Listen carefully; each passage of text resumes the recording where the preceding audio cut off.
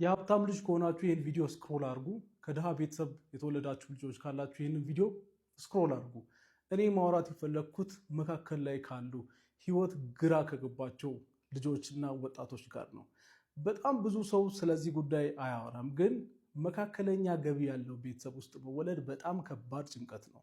ድህነታችሁን አክሰብት አድርጋችሁ የቻላችሁትን ነገር ሁሉ እንዳታደርጉ። ድሃ አይደላችሁም፣ የሆነ ነገር አላችሁ። ጥሩ ትምህርት ቤት ተምራችኋል፣ እስከ ዩኒቨርሲቲ ተምራችኋል ምናምን። አይ ዘና ብዬ ልኑር ደግሞ እንዳትሉ፣ ምንም የላችሁም። በጣም ኮንፊውዚንግ የሆነ በጣም ከባድ ላይፍ ነው ባይዘዌ። እና እንደዚህ አይነት ሁኔታ ውስጥ ያላችሁ በመጀመሪያ ልላችሁ የምፈልገው ነገር አይዟችሁ፣ እግዚአብሔር ያለ፣ ከዚህ ጭንቀት ትወጣላችሁ። ሁለተኛ ደግሞ ለእናንተ ቤስት ኦፕሽን የምለው ቤት ውስጥ ሆናችሁ ባላችሁ ኮምፒውተርና ስልክ የምትሰሯቸውን ስራዎች በደንብ ፈልጉ። ከዩኒቨርሲቲ ተመርቃችሁ ስራ አታችሁ ያገኛችሁትም ስራ ደግሞ ብዙ ሳይከፍላችሁ የተሰቃያችሁ ከሆነ ቢያንስ ዩኒቨርሲቲ ስትገቡ የተገዛላችሁን ኮምፒውተር ተጠቀሙ።